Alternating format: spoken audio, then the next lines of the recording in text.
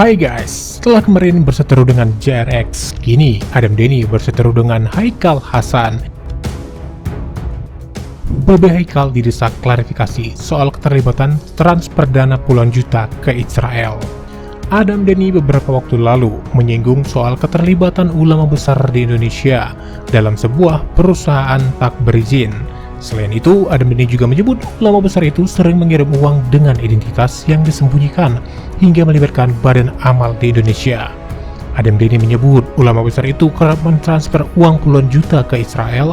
Uang yang dikirim Israel itu bahkan diduga uang sumbangan dari umat. Mission Impossible mengungkap ulama besar yang berkali-kali mentransfer uang ke Israel dan bermain tender dengan perusahaan yang dimiliki tetapi tidak mengantongi izin. Ungkap Adam Denny seperti dikutip dari Instagramnya. Adam Denny juga nekat membeberkan bukti-bukti tersebut karena merasa kasihan pada umat yang percaya pada ulama tersebut. Ulama besar transfer uang ke Israel. Ulama besar memiliki perusahaan yang tidak mempunyai izin tetapi selalu menang tender. Seru nggak nih kalau dibongkar? Ungkap Adam Denny. Dari unggahan Denny, total uang yang dikirim ke pihak ulama tersebut ke Israel mencapai 80 juta yang dikirimkan oleh dua orang berbeda.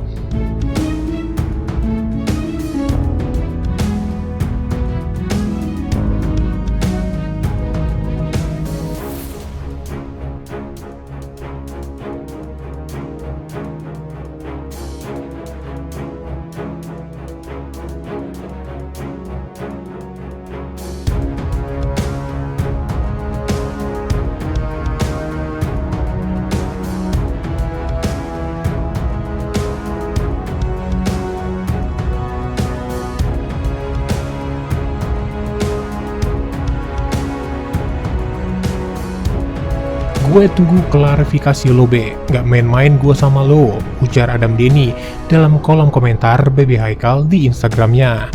Di Instagram pribadinya, Adam Denny juga mendesak sejumlah pihak untuk segera buka suara. Untuk apa dan ditujukan kepada siapa dana dengan total 80 juta yang ditransfer ke Israel pada tanggal 30 Juli 2020. Lalu, sementara itu juga, Adam Denny juga menyebut kalau dirinya menebar hoaks. Adam Denny menantang Haikal Hasan untuk melaporkan dirinya atas pencemaran nama baik. Gak heran sih aku ya, ketika banyak ulama yang bilang orang-orang miskin pembenci ulama gitu. Ternyata mereka mempunyai harta yang sangat begitu banyak nih.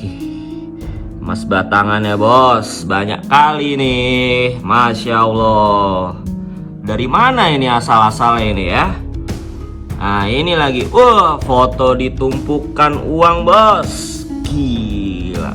Gak heran aku sumpah, banyak yang bilang orang miskin itu pembenci ulama luar biasa. Ternyata mereka kaya raya.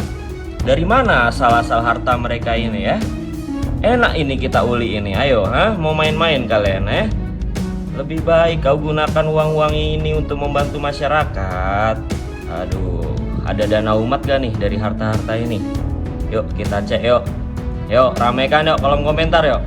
Kesal kali aku ini lihat tingkah-tingkah mereka ini, luar biasa loh. Nah terus untuk nih, ini yang paling penting. Ini yang mau saya confirm ke teman-teman semua.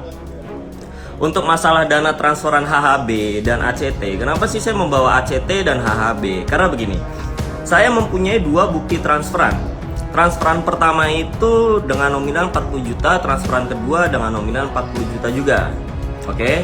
Nah, kenapa saya membawa ACT? Sekarang begini. ACT memang lembaga yang membuka rangkaian donasi untuk orang-orang yang tidak mampu, terutama kemarin ketika ada konflik besar antara Israel dan Palestina. Saya percaya dengan donasi itu. Saya percaya, ini perlu digarisbawahi ya. Saya percaya. Sorry kelibet. Nah, terus kenapa akhirnya saya membawa ACT di ranah transferan 80 juta ini? Karena begini, di transferan kedua dan di bukti chat itu jelas ada buktinya. Direktur keuangan pada masanya yang bernama Ehwan ini melakukan penggenapan dana. Penggenapan dana yang seharusnya dari orang A ini dikasihnya sekian, dan dia menggenapkan dana ini sehingga transferan itu total itu 80 juta. Apakah boleh sekelas lembaga ACT menggenapkan dana pribadi yang ingin dikirimkan kepada personal? lalu digenapkan oleh dana donasi? Itu kan saya pertanyakan. Makanya kenapa saya ingin meminta klarifikasi supaya hal ini tidak terjadi fitnah, gitu loh. Saya juga nggak menuduhkan, saya hanya ingin mengkonfirmasi apakah benar ACT melakukan penggenapan dana kepada personal yang menitipkan dana tersebut untuk dikirimkan kepada personal juga yang berada di daerah Israel, gitu loh. Ya kan? Itu logikanya. Jadi kalau misal ACT melakukan defense dengan cara memposting donasi mereka yang untuk Palestina, ya silakan saja. Saya percaya kalau mereka melakukan donasi itu, percaya sekali, 100% percaya. Saya katakan itu. Yang saya ingin tegaskan di sini adalah, bolehkah seseorang menitipkan dana ke suatu lembaga dan digenapkan dana tersebut lalu dikirimkan ke orang lain yang berada di negara seberang? Karena pada dasar ini, setahu saya, Western Union tidak menerima transfer personal antar personal. Maka dari itu harus melewati lembaga untuk transfer dana yang nominalnya itu lumayan besar. Nah, saya belum konfirm hal itu. Ini kan karena menurut saya ya, kalau memang kenyataannya bisa ternyata personal ya terserah gitu. Nah, terus yang kedua begini. Terus ada lagi nih, orang-orang yang bilang ke saya, kok saya melakukan fitnah, kenapa saya tidak melaporkan? Begini, saya membongkar ini. Tujuannya apa? Untuk banyak pihak yang melakukan klarifikasi. Tapi kenapa HHB dan ACT tidak kunjung melakukan klarifikasi jika memang apa yang saya ungkap ini adalah hoax? Dan kenapa mereka berdua tidak cepat-cepat melaporkan saya jika memang nama baik mereka tercemarkan? Itu tanda tanya besar. Dan itu benar-benar harus ditekankan kepada mereka. Yang pertama kan bukti chat itu udah jelas ya. Ehwan, saya sudah profiling. Dia direktur keuangan di tahun 2020, di tepatnya ketika transfer itu, di tanggal 30 Juli 2020. Itu jelas loh. Ya kan? Dia direktur keuangan ACT. Nah, sedangkan orang kedua yang transfer atas nama Dandik, itu dia karyawan dari ACT juga. Berarti di sini jelas dong ACT ada ikut campur ketika HHB menitipkan dana untuk ditransferkan ke Israel. Saya udah tahu dana itu untuk apa. Saya udah tahu. Dana itu untuk gaji buzzer pemecah belah bangsa yang dipelihara oleh HHB.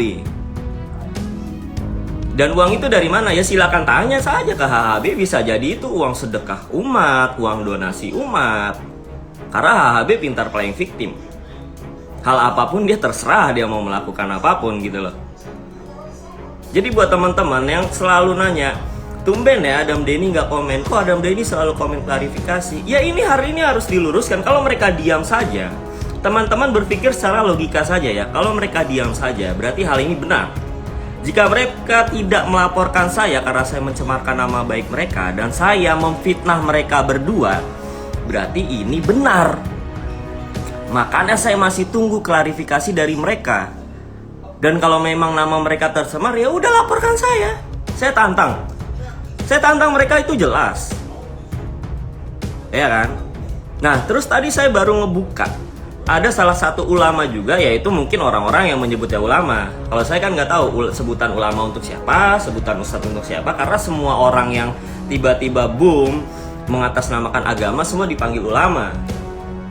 Nah, itu orang yang tadi saya bongkar ini nih, yang postingannya ada emas batangan, uangnya numpuk, itu orang yang selalu menggelapkan dana donasi dari umat. Contoh, saya menitipkan dana kepada ulama untuk dibangunkan sebuah masjid besar. Tapi masjid itu tidak ada sampai sekarang. Nah, uang itu dipakai dia untuk kepentingan pribadi. Bukti saya lengkap.